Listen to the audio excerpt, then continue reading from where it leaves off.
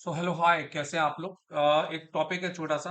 देखिए, अगर आपके पास में डबल पावर आईसी का कंसेप्ट आता है, जैसे यहाँ पर आप देख सकते हैं। यहाँ पर मेरे पास एक सेट है पोको S3 प्रो। यहाँ पर आप देखें PM8150 आपको यहाँ पर दिखाई दे रही है। ठीक है। और PM8150 और दूसरी जो PM है वो PM8150L है। तो इसमें आप कभी अगर एल पे काम करें तो एल का एक कंसेप्ट है। एल के अंदर एक प्रकार का एक वोल्टेज बनता है, जिससे हम एल को ये कह सकते हैं कि अगर ये वोल्टेज बना रही है तो ये बिल्कुल सही हो सकती है। ठीक है, हमें एटलीस्ट आईसी पे काम नहीं करना है। तो वो कौन सा है, वो आइए मैं आपको बताता हूँ। उसके लिए मैं आपको एक स्कीमेटिक डायग्राम पे लेके चलता हूँ। ठीक है। अब यहाँ पर आप देखिए, यहाँ पर ये जो आईसी लगी है ये एल है। हालांकि इसका ये डायग्राम नहीं है, डायग्राम ये किसी और का है। और यहाँ पर मैं जिसकी बात कर रहा हूँ वो ये कॉइल है L1902। देखिए, जो भी एल हमारा जब पावर बनता है, जिसको हम कोर पावर बोलते हैं, तो ये हमारा एक वोल्टेज बनाता है बीओबी, जिसको हम बक एंड बूस्ट बोलते हैं, वोल्टेज स्विचिंग बीएसटी। और यहाँ पर ये जो कॉइल है ये 0.47 माइक्रो हेनरी का होता है। इस कॉइल पर ये जो कॉइल है ये 0.47 माइक्रो हेनरी का होता है। इस कॉइल पर लगभग दो वोल्टेज बनते हैं। ठीक है। अब ये आपको कॉइल पर वोल्टेज तो चेक करना ही है। पर जब ये कॉइल की स्विचिंग होती है तब एक एक्स्ट्रा वोल्टेज आउटपुट बनाता है, जो कि है VREG VOB बॉब। और ये बॉब बेसिकली बहुत सारे सेक्शन में जाता है और इस बॉब का वोल्टेज होता है 3.3। और इसके पास लगे होते हैं लगभग 3-4 कैपेसिटर, जैसे कि मैं आपको दिखाना चाहूंगा यहाँ पर।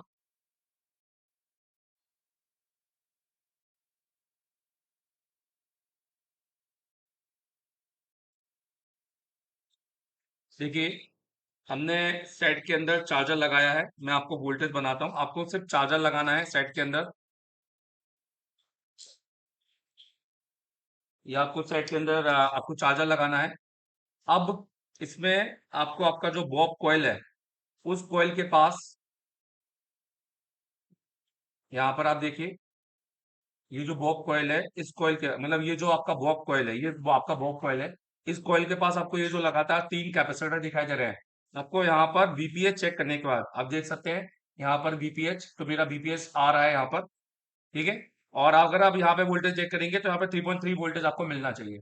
ये वोल्टेज अगर आपको मिलता है तो स्टेबल मिलता है, तो आप समझ लेना। ये देखिए 3.3 आपको वोल्टेज मिलना चाहिए। ये वोल्टेज अगर आपको मिलता है तो आप समझ लेना कि आपकी PML बिल्कुल ठीक है। बट इसके साथ इसमें एक और वोल्टेज होता है जिसको हम फॉल्ट एंड कहते हैं। ये मैं आपको नेक्स्ट किसी वीडियो में बताऊंगा। ठीक है, थैंक यू वेरी मच। मैं आपका नाम जानना चाहूंगा। मेरा नाम मनोज कुमार है और मैं यूपी में रहने वाला हूँ और दिल्ली में मेरी शॉप है जो क्या नाम से? Manoj Manoj mobile repairing shop. Manoj का काम देखो भाई, इधर आओ। ये मनोज का काम। छः बोर्ड हैं हमारे। मनोज की लोकेशन में जो भी बैठा है उसने काम जबरदस्त किया है। मनोज, जैसे इनने बोला कि मैं तुमसे वही बात ही पूछना चाहूंगा कि नोट्स तो सब जगह भरकर आ ही जाते हैं। Yes sir. सब जगह लिखवा देते हैं, सुबह से शाम तक एक डायग्राम खिंचवा देते हैं। Yes sir. उसके बाद भी 3 महीने बाद जाके उनके काम नहीं हो पाते। क्या रीज़न है उनका? सर उनका यही रीज़न है कि वो सही से नहीं, उनके पास कोई फीडबैक नहीं होता है कि हम बाद में अगर यहाँ से जाने के बाद अगर हम भूल भी गए तो हमें कोई बताने वाला नहीं होता है, या फ़ोन करते करते पूछते रहो फिर वो फ़ोन उठाते नहीं है कई लोग। ये भी होता है, ये भी होता है। और यहाँ पे आने के बाद अब मुझे पता चला सबसे पहले कि ये हम यहाँ से क्लास लेने जाने के बाद हम यहाँ से भूल भी जाएंगे तो हम उसी क्लास को दोबारा से पढ़ सकेंगे, पूरा पढ़ सकते हैं डिजिटल तरीके से। 1 महीना हम यहाँ पढ़ते हैं, हम 1 महीना नहीं, हम 11 महीने तक पढ़ेंगे, 12 महीने तक। मनोज, एक और बात, जैसे कि ये बोला कि सर मैं जाके ये काम करूंगा, बहुत सारे लोग जाते हैं 2 महीने अगले दिन ही कस्टमर का साइड उठा लेते हैं और नहीं बना पाते हैं। वो इंस्टीट्यूट ऐसी क्या गलती कर रहे हैं कि उनने पढ़ा भी दिया फिर भी वो स्टूडेंट जाते साथ ही काम नहीं कर पा रहा है? क्या रीज़न है? उनको सर सही रास्ता नहीं बताते हैं। मतलब मेरे हिसाब से तो जाते साथ काम करना ही नहीं चाहिए। हमें अपने हैंड स्किल और जो पढ़ाया गया है उस पर प्रैक्टिस करना पहले होता है। सही बात है, क्योंकि इतनी सारी लाइनें आपने पढ़ ली हैं, आप एकदम से सारी लाइनें तो याद नहीं याद करते। नेटवर्क में भी आपने कितना पढ़ा, चार्जिंग में कितना पढ़ा, आपको अभी भी सारी लाइनें नहीं याद होगी। पर आप जब एक बार और फिर से पढ़ोगे, प्रैक्टिकल एक बार सेट में करोगे तो आपके वो दिमाग में सेट, क्योंकि आपने वो एक बार पढ़ चुकी है। बस आपको उसको एक बार प्रैक्टिस करनी है। और अगर आप नहीं करोगे तो आप सेट रिटर्न ही करते जाओगे, रिटर्न हो जाएंगे वैसे तो। नहीं है ना? ये हमें फीडबैक के लिए हमें जो क्लास के लिए हमें वीडियो मिली ये है। देखो, ये हमारी लाइव Live क्लासेस classes हैं, मिल और जाती अगर अगले महीने में जो पढ़ाऊंगा वो भी तो देख लोगे यहाँ पर। यस सर, हम 11 महीने तक सेम क्लास हम देख सकते हैं। मतलब आपने एक महीने का पैसा नहीं, आपने पूरे एक साल का पैसा पे किया यस हमको, सर, है ना। यहाँ पे सर टेक्नीशियन तो बनते हैं, 11 महीने के अंदर अंदर टीचर भी बन अच्छा, जाते मैं हैं। हमेशा कहता हूँ वीडियो में कि भाई मैं तो टीचर निकालता हूँ, मेरे तो दिल्ली में इतने टीचर बैठे हैं और सब ये है, ये वाकई में सच है या झूठ है? सर बहुत बिल्कुल बिल्कुल जायज़ है, बिल्कुल सच बात है ये। झूठ तो नहीं है? नो सर, कि बिल्कुल बस सच मैं ही है। कह देता हूँ कोई टीचर वीचर नहीं है नहीं सर, बिल्कुल आपके बनाए हुए टीचर बहुत सारे हैं। बहुत सारे और हम भी बनेंगे। तुम्हारे दिल्ली में भी। यस ठीक है, दिल्ली से यहाँ क्यों? दिल्ली में क्यों नहीं यार? दिल्ली में तो बड़े बड़े हैं यार।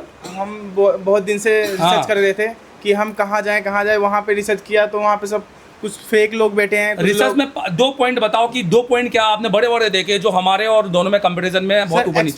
एक्सपीरियंस और Very good, पढ़ाने का तरीका और हम कैसे सीख पाएंगे उनसे कि हम क्या कर पाएंगे, क्या नहीं कर पाएंगे। अच्छा, पहले दिन आप जब आए थे काउंसलिंग में, मैंने आपसे बोला था कि भले ही 2 रोटी कम आए, यस सर, पर अगर मैं 1 घंटा ज्यादा पढ़ाऊं तो बैठ सकते हो यहाँ बिल्कुल पर। सर, मैंने ये बोला था ना। बिल्कुल सर। जबकि मैं उल्टा क्या बोलता था कि भाई तुम्हारे को रोटी में कोई दिक्कत नहीं होगी, चावल ज्यादा आएगा, टेंशन मत लेना, और जल्दी से छुट्टी भी कर दी जाएगी। Yes, sir. मैं ये भी तो बोल सकता Yes, sir, था। yes, sir.